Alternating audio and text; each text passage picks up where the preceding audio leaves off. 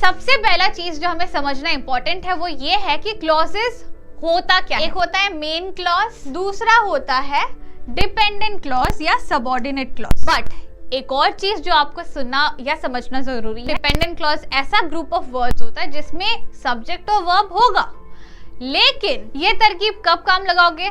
Connectors वाले से समझना, जब आपको एडजेक्टिव क्लॉज समझ ही ना आया। अगर उसने इस एक क्वेश्चन को आंसर नहीं किया तो वो नाउन क्लॉज नहीं है। तो मैंने इतने एग्जांपल्स दिए आपको ताकि आपके लिए बहुत इजी हो जाए समझना। ये सारे एग्जांपल्स है कि क्या क्या कनेक्टर्स एडवर्ब ऑफ टाइम में यूज होता है। Hello my rock stars, this is English educator Magnolia. Welcome to Next Toppers. हम देश का भविष्य बनाते हैं। तो गाइस, आज हम करने वाले हैं एक बहुत ही इजी सा ग्रामर टॉपिक डिस्कशन जिसका नाम है क्लॉजेस। हाँ, आई एम राइट, ये बहुत बहुत ज्यादा इजी है, लेकिन पता नहीं क्यों हम कभी कभी बहुत ज्यादा कंफ्यूज हो जाते हैं। आज हम इस तरीके से क्लॉजेस को करने वाले हैं ताकि आपका कंफ्यूजन कभी क्लॉजेस में आए ही ना। ठीक है, रेडी, गेट सेट गो। चलो let's start with the discussion. सबसे पहला चीज जो हमें समझना इंपॉर्टेंट है वो ये है कि क्लॉजेस होता क्या है। हमने बचपन में जरूर पढ़ा होगा ये चीज, बट फिर भी एक बार क्लैरिटी ले लेते हैं। ठीक है, क्लॉजेस होता क्या है? It is a group of word. Group of word मतलब एक से ज्यादा वर्ड, 2 से लेके 10 से लेके 15 जितने भी वर्ड्स, लेकिन it's a group of words and it includes a subject and a verb. जो ग्रुप ऑफ वर्ड्स हमें मिल रहा है, सपोज 3 वर्ड मिले या 4 वर्ड मिले, उनमें एक सब्जेक्ट होना ही होगा और एक वर्ब होना ही होगा ना। ये जो ग्रुप ऑफ वर्ड्स है ये इंडिपेंडेंटली एज अ सेंटेंस भी खड़ा हो सकता है या डिपेंडेंट भी हो सकता है किसी और पार्ट ऑफ द सेंटेंस के लिए। मतलब क्या बोल रही हूं मैं? मतलब there are basically 2 types of clauses. ठीक है, एक होता है मेन क्लॉज या इसको हम इंडिपेंडेंट भी बोल सकते हैं, एंड दूसरा होता है डिपेंडेंट क्लॉज या सबऑर्डिनेट क्लॉज। मतलब ये डिपेंडेंट होता है एक और पार्ट ऑफ द सेंटेंस में। ठीक है, इसका हम एग्जांपल्स लेके डिस्कस करेंगे, बट एक और चीज जो आपको सुनना या समझना जरूरी है कि हम these 3 कैटेगरीज ऑफ क्लॉजेस को अच्छे से समझेंगे। क्या क्या है वो? एक हो गया अपना नाउन क्लॉज, एक हो गया हमारा एडवर्ब क्लॉज, एक हो गया हमारा रिलेटिव क्लॉज। ठीक है, अब इसको समझने के लिए सबसे पहला काम हम करेंगे, एग्जाम्पल देखेंगे। ठीक है, तो एग्जाम्पल क्या है? चलो एग्जाम्पल ये ले लेते हैं। नहीं, हाँ ठीक है। Although it was raining, we decided to go to the mall for shopping। ये आपका सेंटेंस है। ठीक है, अब देखो डिपेंडेंट क्लॉज और इंडिपेंडेंट क्लॉज क्या होता है, कहाँ आता है, वो समझेंगे हम। ठीक है, यहाँ पे अगर मैंने सेंटेंस को 2 पार्ट में डिवाइड किया, आपको समझ आएगा। एक डिपेंडेंट है दूसरे पार्ट ऑफ द सेंटेंस में और दूसरा इंडिपेंडेंट है। जैसे कि अगर मैंने ये लाइन लिया, we decided to go to the mall for shopping, ये पार्ट से आपको मीनिंग समझ आ रहा है कि हमने डिसाइड किया हम मॉल जाएंगे शॉपिंग के लिए, है ना। इट्स क्लियर टू यू कि अच्छा हमने ये डिसीजन बनाया कि हम शॉपिंग के लिए मॉल में जा रहे हैं। Clear and understandable, and it gives a clear meaning.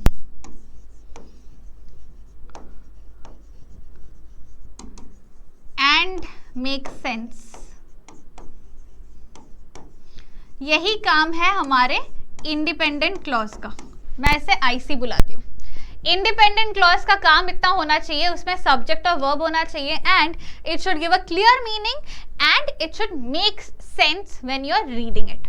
ये हो गया हमारा आईसी, इंडिपेंडेंट क्लॉज। लेकिन ऐसे भी तो सेंटेंसेस बन सकते हैं ना। ऑल्दो इट वॉज रेनिंग, अब ये जो हमारे डब्बे में पार्ट है ऑल्दो इट वॉज रेनिंग, अगर मैंने आपको इतना ही सेंटेंस बोला कि आई नो बारिश तो हो रही थी, लेकिन आप बोलोगे लेकिन क्या मैम, आगे बताओ, बारिश हुआ तो क्या आपने चाय पकौड़े खाए, बाहर बारिश में भीगने गए, डांस कर रहे थे, क्या कर रहे थे आप? तो दस ये आधा अधूरा मीनिंग देता है हमें. It does not give a clear meaning. ओए डब्बा क्यों बन रहे हो?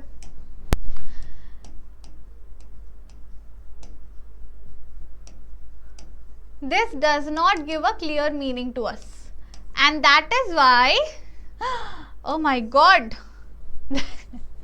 that is why हम इसे डिपेंडेंट क्लॉज या डीसी बुलाते हैं. मार्वल वर्सेस डीसी वाला नहीं, ये डिपेंडेंट क्लॉज डीसी है, उस हिसाब से याद रखना है, ठीक है? मतलब डिपेंडेंट क्लॉज ऐसा ग्रुप ऑफ वर्ड्स होता है जिसमें सब्जेक्ट और वर्ब होगा, लेकिन वो मीनिंगफुल नहीं है. It is not giving a clear meaning to anybody. वो आधा अधूरा है, हाफ मीनिंग, ठीक है? इस एग्जाम्पल से क्लियर हुआ कि आईसी क्या होता है और डीसी क्या होता है, इंडिपेंडेंट क्लॉज और डिपेंडेंट क्लॉज. अब बढ़ेंगे आगे. अब आएंगे हमारे पहले टाइप ऑफ क्लॉज में, जो कि है नाउन क्लॉज, ठीक है? नाउन क्लॉज समझने के लिए सबसे पहला काम जो आपको करना है वो मुझे ये बताना है कि नाउन क्या होता है. नेमिंग वर्ड है ना, नाउन का काम क्या होता है? नेमिंग वर्ड्स या नाम बताना. नेम प्लेस एनिमल थिंग का नाम, मतलब ह्यूमन प्लेस एनिमल थिंग का नाम. तो नाउन क्लॉज मतलब किसी like a group of words which is not just one word showing name place animal thing but an explanation. एक noun के तरह group of word काम कर रहा है. It is also a group of word, लेकिन it is doing the task of noun. Sentence में वो नाउन का जो काम होता है ना वो वही कर रहा है, लेकिन अलग अलग वेज में. इसको समझते हैं. एक ट्रिक देती हूं मैं. नाउन क्लॉज को समझने के लिए आपको बस एक चीज याद रखना है कि नाउन क्लॉज हमेशा एक क्वेश्चन को आंसर करेगा ही करेगा. अगर उसने इस एक क्वेश्चन को आंसर नहीं किया तो वो नाउन क्लॉज नहीं है, हटा दो उसको इस कैटेगरी से. वो क्या है? Noun clause always answers the question what. जो भी आपके पास सेंटेंस है ना, आपको अगर समझना है कि ये नाउन क्लॉज है कि नहीं, तो आप खुद को क्वेश्चन करो, व्हाट क्वेश्चन बन रहा है इस सेंटेंस में, व्हाट बन रहा है. अगर हाँ बन रहा है तो ये नाउन क्लॉज है. जैसे यहां देख लो, he asked me what, क्या पूछा इसने मुझसे, how would I go there. तो यहाँ what का क्वेश्चन आ रहा है, क्या पूछा उसने मुझसे, what did he ask me, तो ये नाउन क्लॉज है. It's that simple to identify. एक ट्रिक तो आपको यहाँ मिल गया, ठीक है? अब देखो, नाउन क्लॉज को अलग अलग वेज में यूज कर सकते हैं. नंबर 1 क्या है?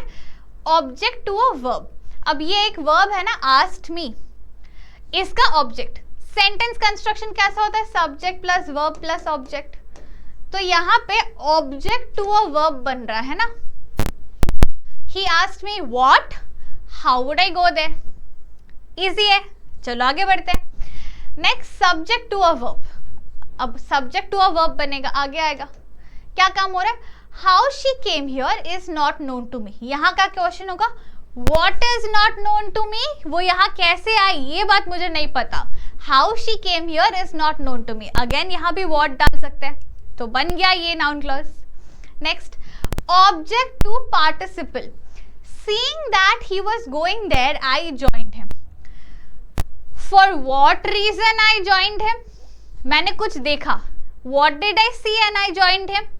Seeing that he was going there. मैंने जब देखा कि वो उधर जा रहा है, तभी मैंने डिसाइड किया कि चलो उधर तो मुझे भी जाना था, मैं भी चल देती हूँ. नेक्स्ट एग्जाम्पल देखो. I was shock to hear. What did I hear, what make me shock. ठीक है, दैट ही हैड फेल्ड. मुझे क्या सुन के शॉक हुआ या शॉक लगा कि वो फेल हो गया एग्जाम में, ये सुन के मुझे शॉक लगा. ठीक है. And the last example, please listen to what he is saying. Please listen to what he is saying. ये तो आइडेंटिफाई करना और इजी है क्योंकि यहाँ पे वॉट ऑलरेडी है. तो अगर वॉट ऑलरेडी है तो वो नाउन क्लॉज में ही आएगा. That simple. नाउन क्लॉज इससे ज्यादा डिफिकल्ट है ही नहीं. ठीक है, आपको एक सेंटेंस दिया जाएगा, आपको सिर्फ इतना करना है कि क्वेश्चन पूछना है इस पार्ट को, एक पार्ट को लेके कि मैं व्हाट क्वेश्चन फ्रेम कर पा रही हूँ या कर पा रहा हूँ. किसी भी सेंटेंस के पार्ट को लेके मैं खुद को क्वेश्चन कर पा रहा हूँ कि क्या मुझे ऐसा किस चीज ने शॉक कर दिया, या मुझे किसी ने क्या पूछा, that is how you understand it is a noun clause. ठीक है, चलो आगे बढ़ते हैं। अब आएंगे सबसे इजी वाले पे, एडजेक्टिव क्लॉज पे, जिसका एक और नाम निकनेम रिलेटिव क्लॉज भी है। एडजेक्टिव क्लॉज के पहले ये पूछो कि एडजेक्टिव होता क्या है। एडजेक्टिव मतलब क्या है, जो नाउन को या किसी नाउन फ्रेज को या नाउन को मॉडिफाई करता है, राइट, बेटर मीनिंग देता है। फॉर एग्जाम्पल अगर मैं सिर्फ एडजेक्टिव बोलूं द टॉल बॉय, मैं द बॉय के जगह द टॉल बॉय, उसको एडजेक्टिव दे रही हूँ, मॉडिफाई कर रही हूँ कि लंबा वाला लड़का, है ना। यहां भी एडजेक्टिव क्लॉज का सेम काम है। नाउन को एक ग्रुप ऑफ वर्ड के साथ डिफाइन कर रहे हो आप, जो नाउन है। फॉर एग्जाम्पल टीचर, कौन से टीचर, जिसने मुझे 12th में पढ़ाया था या जिसने मुझे 11th में पढ़ाया था, वो टीचर। तो ये जिसने मुझे 12th में पढ़ाया था, ये तो लंबा ग्रुप ऑफ वर्ड बन गया ना, तो this group of word is adjective clause. Easy है, देखो, he is the man who had won the first prize। तो ये he is the man उस इंसान को या उस मैन को और क्लियरली बता रहा है कि he is the man, कौन सा मैन है, वो बंदा है जिसको फर्स्ट प्राइज मिला था। मॉडिफाई करके बता रहे हैं। The house where he lived has been renovated। The house has been renovated, लेकिन इसको मॉडिफाई कर क्या कर रहा है, where he lived, मतलब जहां वो रहता था वो ही वाला घर रेनोवेट हो गया है, दूसरा घर नहीं। या जैसे मैंने बोला the teacher who taught me in class 12th, या फॉर एग्जाम्पल ये थोड़ा रियलिस्टिक बना देती हूँ, the teacher who taught me in class 11th या 9th या 10th will also teach me in class 12th। ठीक है, तो कौन सी टीचर मुझे 12th में पढ़ाएगी, जिसने मुझे 9, 10, 11th में पढ़ाया है। Easy peasy, understandable, lovely. चलो, that is what adjective clause is. उसका और कोई काम नहीं है, जो नाउन दिया हुआ है उसको डिस्क्राइब कर रहे हो एक ग्रुप ऑफ वर्ड्स के साथ। ठीक है, यहाँ क्या क्या कनेक्टर वर्ड्स यूज कर सकते हो आप एडजेक्टिव क्लॉज में, वो भी देख लो। दैट, हु, विच, वेयर, हुम, ऐसे वर्ड्स, जैसे फॉर एग्जाम्पल कौन सा लड़का या कौन सा आदमी जिसने फर्स्ट प्राइज जीता था, तो हु हैड वन, या वेयर ही लिव्ड। तो ये सारे वर्ड्स एज कनेक्टर्स आप यूज कर सकते हो मेन सेंटेंस और एडजेक्टिव क्लॉज को दिखाने के लिए कि ये मेन सेंटेंस है और यहाँ एडजेक्टिव क्लॉज है। तो कनेक्टर्स से भी आप आइडेंटिफाई कर पाओगे कि कहाँ एग्जैक्टली एडजेक्टिव क्लॉज है। बट ये तरकीब कब काम लगाओगे, कनेक्टर्स वाले से समझना, जब आपको एडजेक्टिव क्लॉज समझ ही ना आया हो। बट आई होप इस लेक्चर के बाद आपको एडजेक्टिव क्लॉज समझ आ गया होगा। ठीक है, आगे बढ़े। अब जिस पे जाएंगे वो सबसे कॉम्प्लेक्स है। ठीक है, तो इसको अच्छे से समझ लेना। सबसे ज्यादा कॉम्प्लेक्स इसलिए क्योंकि तीनों में से सबसे डिफिकल्ट ये है, बट एक्चुअल में बहुत इजी है। सुनो क्या है, एडवर्ब क्लॉज। अब एडवर्ब क्लॉज या एडवर्ब का क्या काम होता है, वर्ब, दूसरे वर्ब या किसी को मॉडिफाई करना। मोस्टली या वर्ब को मॉडिफाई करते हैं मोस्टली, है ना। जैसे कि the slow walking turtle, slow walking turtle, ये एक तो वॉक कर ही रहा है, टर्टल वॉक कर रहा है, लेकिन उसका स्पीड भी दिखा रहा है कि वो धीरे चल रहा है। तो एडजेक्टिव एक मतलब एडजेक्टिव लगाते हैं हम नाउन के पहले मॉडिफाई करने, और ये हमें पता है पहले से कि वर्ब को मॉडिफाई करने के लिए एडवर्ब लगाते हैं, है ना। तो यहाँ भी एडवर्ब क्लॉज का काम थोड़ा सिमिलर टाइप ही है। ठीक है, एंड यहाँ भी एक ट्रिक या टिप बोल सकते हो हमारे पास है। वॉट के अलावा, वॉट को तो नाउन क्लॉज ने ले लिया, वो हिच्ड है, वो बुक्ड है ऑलरेडी। वॉट के अलावा जितने भी WH क्वेश्चंस या क्वेश्चन वर्ड्स है उनको यूज करके आप आंसर निकाल पाओगे। एडवर्ब क्लॉज कहाँ है, क्या है, इसको निकालने के लिए आप कोई भी व्हाट के अलावा कोई भी WH वर्ड यूज कर लो, when, where, how, how often etcetera. सिर्फ व्हाट को छोड़ देना क्योंकि व्हाट को नाउन क्लॉज ने पहले ही ले लिया है। अब देखो एग्जाम्पल्स पे आते हैं। When the cat is away, the mice will play. When will the mice play? When the cat is away, जब कैट दूर होगा, यहाँ घर पे नहीं होगा, तब चूहे निकल के खेलेंगे। तो एडवर्ब ऑफ टाइम जो होता है, एडवर्ब क्लॉज ऑफ टाइम, उस टाइम के लिए हम when को यूज करेंगे। when क्वेश्चन के हेल्प से हम समझेंगे कि कौन सा part of the sentence adverb clause है। when the cat is away the mice will play। एक और एग्जांपल ले लो, I will go, when will I go, कब जाऊंगा मैं या जाऊंगी मैं, whenever he calls me, जब मुझे उसका फोन आएगा तब मैं जाऊंगा या जाऊंगी। तो जब भी एडवर्ब क्लॉज ऑफ टाइम को लेंगे हम when के क्वेश्चन को आंसर करेंगे। ठीक है, क्या क्या कनेक्टर्स लगते हैं देख लो, when, whenever, till, until, before, after, since, ये सारे एग्जाम्पल्स हैं कि क्या क्या कनेक्टर्स एडवर्ब ऑफ टाइम में यूज होता है। ठीक है, एडवर्ब क्लॉज ऑफ टाइम में। आते हैं नेक्स्ट वाले पे, एडवर्ब क्लॉज ऑफ प्लेस। जगह है ना, किधर है, कौन सा जगह, किधर किधर छे, तो वो वेयर से आंसर होगा। ठीक है, आई शैल गो, मैं किधर जाऊंगा या जाऊंगी, वेयर ही गोस, जहां वो जाएगा मैं वहां जाऊंगा। तू जहां मैं वहां, वो वाला, तो जहां तुम वहां मैं। wherever you go I shall find you, कहाँ ढूंढूंगा मैं, where shall I find you, wherever you, तुम जहां मर्जी चल जाओ, मैं तुम्हें ढूंढ के जरूर निकाल लूंगी। तो where shall I find you, wherever you go। इसके कनेक्टर्स क्या क्या है, कम है, where और wherever। ठीक है, where के कनेक्टर्स where और wherever है। अब आओ next, adverb clause of purpose. Purpose क्या होता है, कोई कारण, कुछ करने का रीजन क्या है, क्या किस वजह से कर रहे हो, तो उसको आंसर करता है वाई।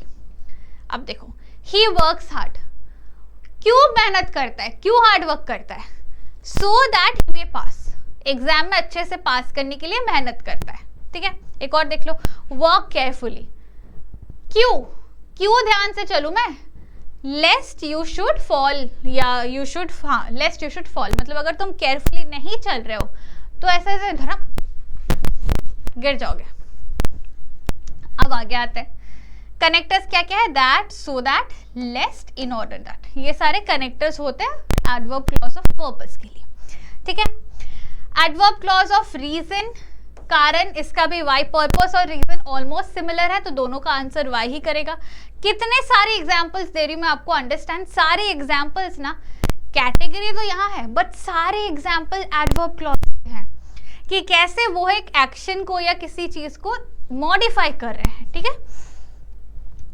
ओके, वाई पता है, ही फेल्ड, क्यों फेल किया इसने, because he did not work hard, इसने हार्ड वर्क नहीं किया था इसीलिए वो फेल हो गया।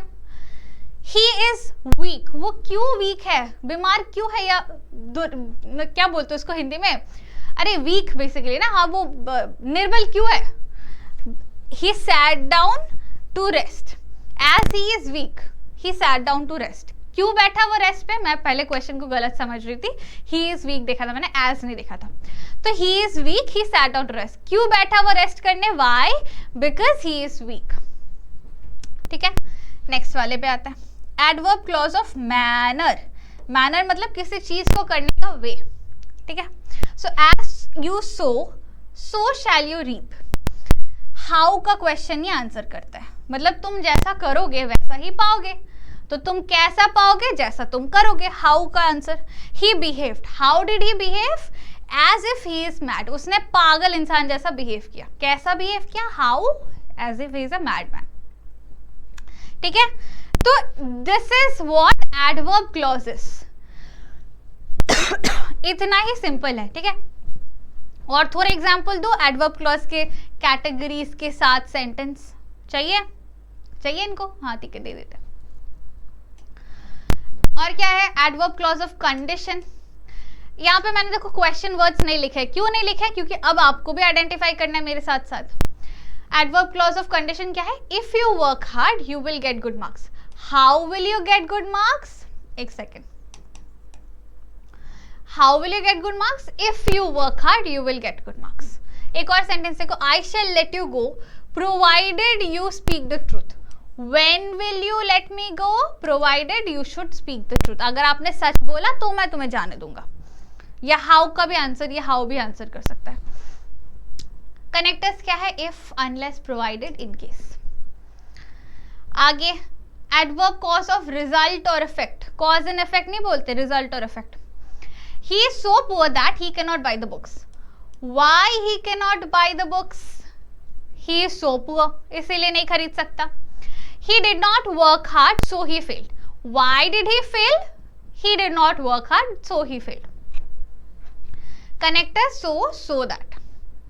लास्ट नहीं, second last adverb clause of comparison. दो चीज को कंपेयर कर रहे हो ना, तो he is not as tall, he is not, कितना, how tall he is not, कितना लंबा ये नहीं है, एज राम इज, राम जितना लंबा नहीं है.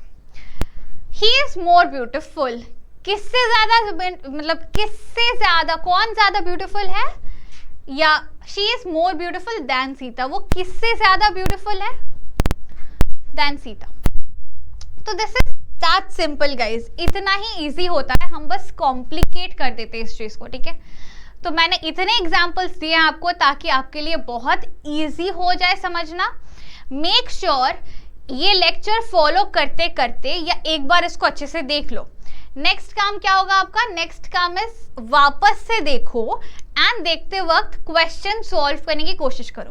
पहले नाउन क्लॉज के सॉल्व करने की कोशिश करो, फिर एडजेक्टिव के, फिर एडवर्ब के. After you are done with all 3 के सेट्स, 10-10 के सेट्स, उसके बाद बिना वीडियो के एक सेट ऑफ क्वेश्चन लो जिनमें मिक्सचर ऑफ क्वेश्चंस होंगे क्लॉजेस के, उनको सॉल्व करो. ये ड्रिल जरूर प्रैक्टिस करो, this will help you to get better in clauses, ठीक है. So that's it guys, signing off your teacher Magnolia. Bye bye guys, see you soon, take care till then and stay smiling. Take care guys.